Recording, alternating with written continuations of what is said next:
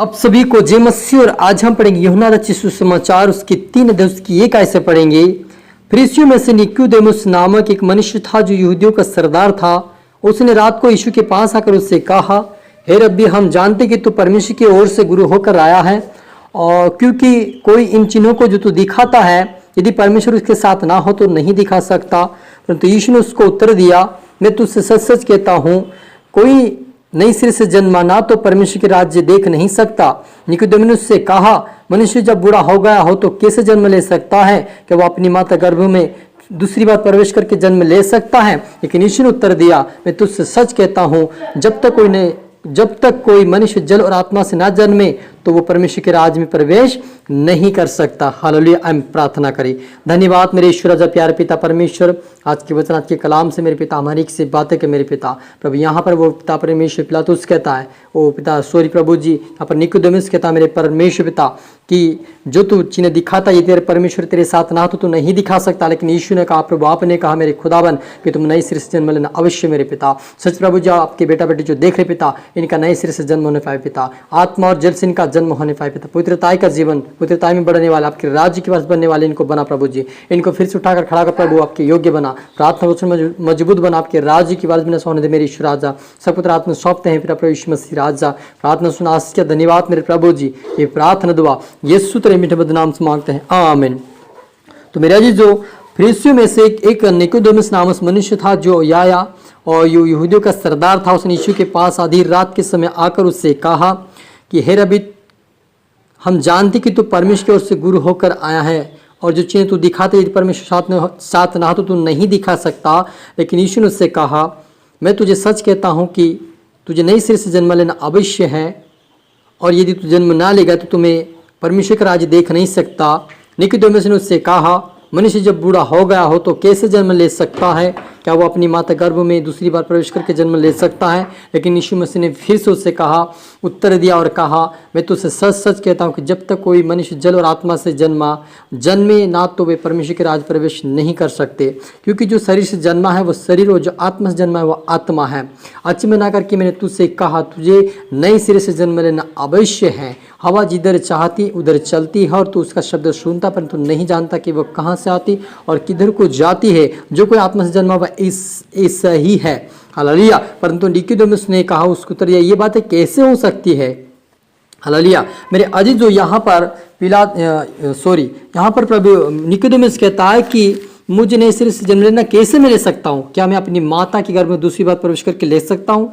लेकिन यीशु ने आत्मिक बातें बोल रहा था, वो आत्मिक जीवन की बातें बोल रहा था, वो आत्मिकता की बातें बोल रहा था कि जब तक मनुष्य नई सिरे से ना जन्म लेगा तो वो स्वर्ग में प्रवेश नहीं कर सकता है। इसलिए आप और मुझे मेरे अजीज, जो नई सिरे से मतलब ये होता है कि हमारे जीवन में हमारा स्वभाव, हमारा चरित्र, हमारा चाल चलन हमें बदलना चाहिए। जैसे हम संसार में चलते थे वैसे हम प्रभु में आकर नहीं चलना है, लेकिन हमारे जीवन में बदलाव आना चाहिए।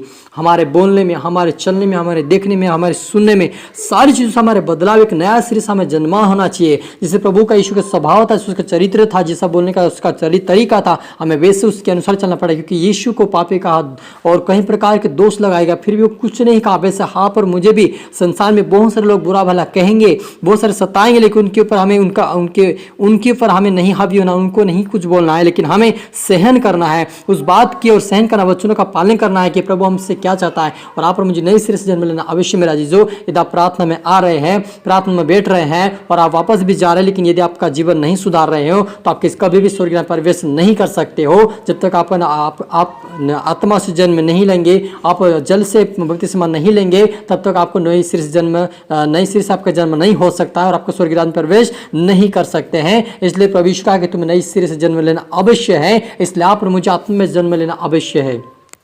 अपने आप को सुधार, अपने स्वभाव, अपने चरित्र को सुधारें, अपने जीवन को सुधार, ताकि परमेश्वर के राज्य की वारिस बन सके। क्योंकि परमेश्वर का एक ही इच्छा प्रभु यीशु मसीह कि हम हर एक व्यक्ति नए सिरे से जन्म लेकर उसके राज्य में प्रवेश कर सके। क्योंकि जब तक कोई जन्म नहीं लेगा तब तक परमेश्वर के राज्य वो देख नहीं सकता। क्योंकि प्रभु कहता, साफ साफ कहता है कि वो नहीं ले सकता है, वो परमेश्वर राज्य में प्रवेश नहीं कर सकता है वो।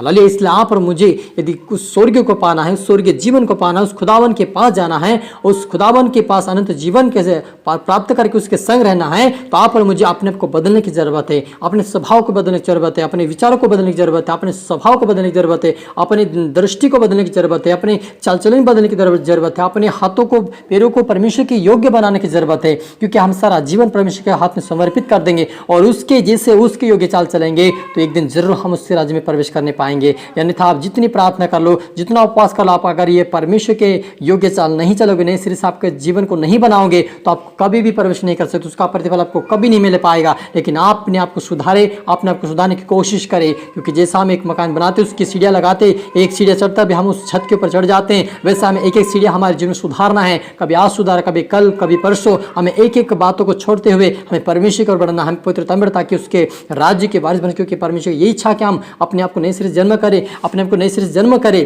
क्योंकि अपने स्वभाव अपने चरित्र को बदलेंगे तो हम नए सिरे से जन्म हो जाएंगे और परमेश्वर राज्य प्रवेश करने पाएंगे।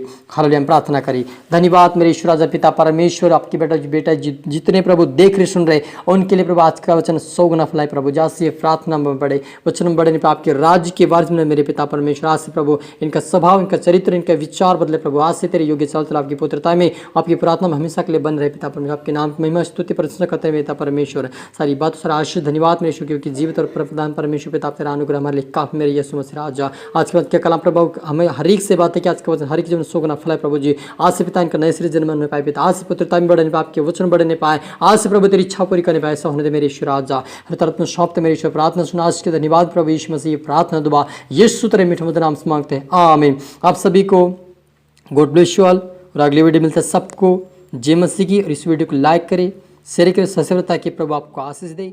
सबको फिर से धन्यवाद।